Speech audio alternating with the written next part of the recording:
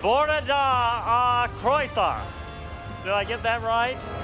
Even after death, Elizabeth Taylor and Richard Burton gardeners 先来到这里来看一看李朝波顿。It was time for the 50th anniversary of Cleopatra being released on Blu-ray. Braf iawn i gweld teuluoedd y ddau yma heddi. Maria Burton gath ei mabwysiadu gan Elizabeth a Richard, Liza Todd TV, merch Elizabeth Taylor a Michael Todd, ond gath Liza ei chodi gan Richard Burton. What an absolute pleasure to meet you. Nice to meet How you. are you? You well? Good. I'm really good to be here. This is so nice. It is such an occasion, isn't it? It's a wonderful occasion. A hefyd oer a goeres Richard Burton, Morgan a Charlotte Ritchie, plant Kate Burton. Digon o ser o Gymru yma fyd. Ioan Gruffudd, Andrew Howard a Michael Sheen. Michael hefyd oedd y siaradwr gwaf yn ystod y ceremony. It was Richard and that voice that inspired amongst sons of coal miners and steel workers dreams of distant and exotic lands. I know because I was one of them.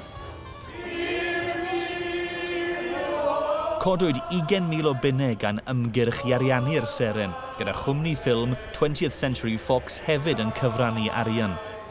A wedi'r anthem, cyfle i weld y seren enwog am y tro cyntaf.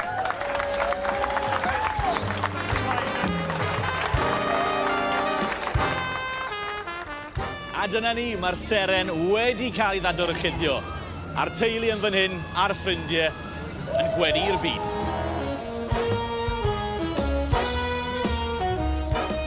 Wel, hyd yn oed ar ôl dyddiau Richard Burton, mae'n anhygoel i weld faint o bobl sy'n troi lan i weld ei seren ar yr Hollywood Boulevard.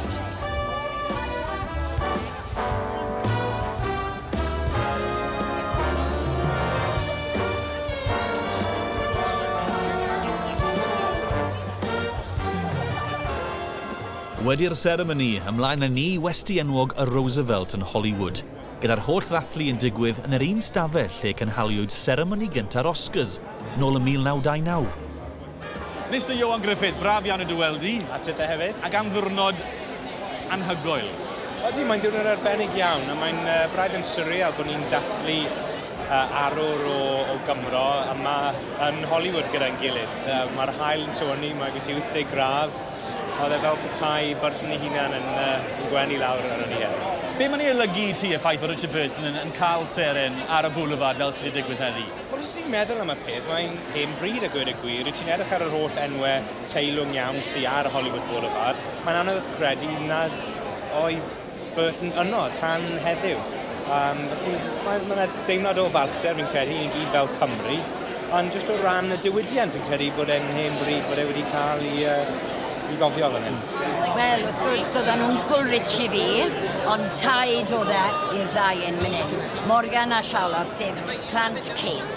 What did you think of the fabulous day we had today? I thought it was amazing. First of all, we got the fabulous LA weather that you can only get in LA in February, 80 degrees and lovely. But it was really nice. I think the thing that stuck with me the most was just how proud of a day it was for Wales, I think, you know. All of us wearing daffodils. And, you know, the beautiful singing, and Michael made such a nice speech talking about Port Talbot, which is a lovely city that I've been to.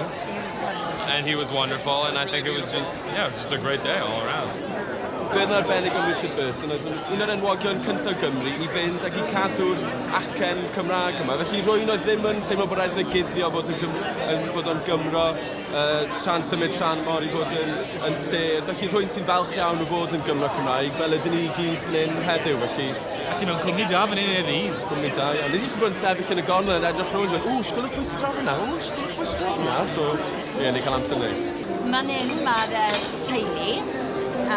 Hwn mynd un Richard Burton Jr. A Declan, a Naomi, a'i gwrdd.